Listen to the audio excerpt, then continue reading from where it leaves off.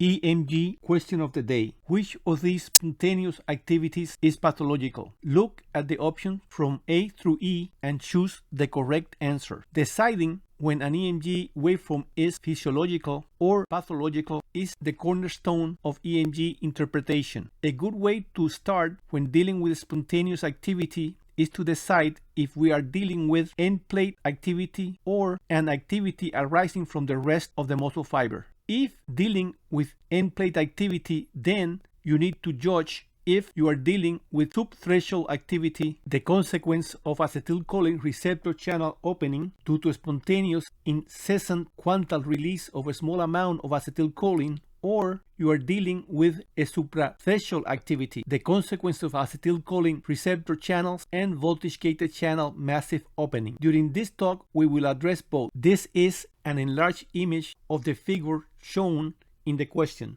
The upper and lower tracings are presented at 100 microvolts per division. The upper tracing sweep speed is 100 milliseconds per division. This segment of the tracing is stretched here and run at 20 milliseconds per division. The activity indicated by the arrow consists of subthreshold events. This is the same activity. This activity is easier to appreciate in this long segment at this speed because it translates into a fuzzy baseline. This activity, called miniature end plate potential and end plate noise, is only present at the end plate. Miniature end plate potentials usually consist of negative monophasic waves. In this frame, I have represented a needle inserted at the end plate. The yellow disc represents the neural component of the neuromuscular junction. The added figure represents a segment of the end plate membrane with two acetylcholine channels. The blue drop represents acetylcholine falling right on top of the acetylcholine channel closest to the needle. Following the opening of the channels, the inward passage of cations will produce a quadrupole consisting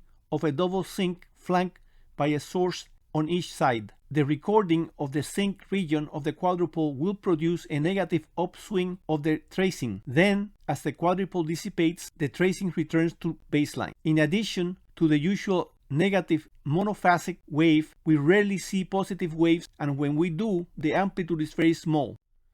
Their origin is uncertain. I will tell you the theory I favor.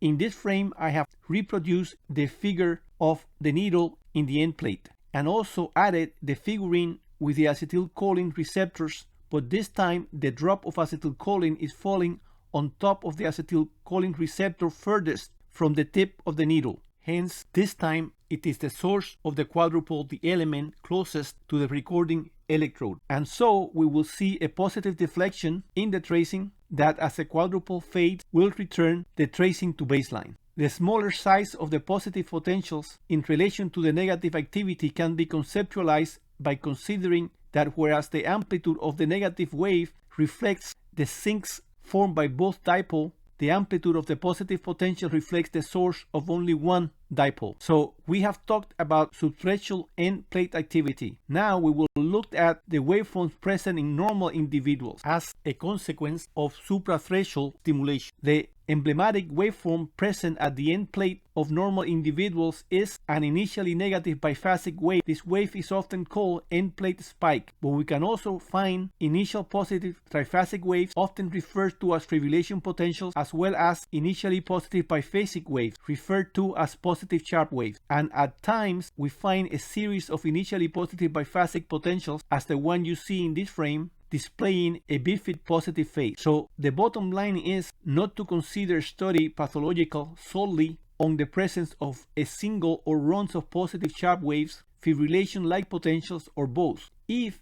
they occurred accompanied by initially negative biphasic spikes. In the next few frames, I will present two figures. Please take a few seconds to review them. They were recorded in healthy controls. In this frame, you see the four activities we discussed in this session: end plate potential spikes, fibrillations, positive sharp waves, and miniature end plate potential. This is the second example of the normal end plate activity in control patients. Notice the fuzzy baseline, a run of positive waves, some bifid, a fibrillation, and back to positive waves. So the answer to this question is E. Thank you very much for your attention.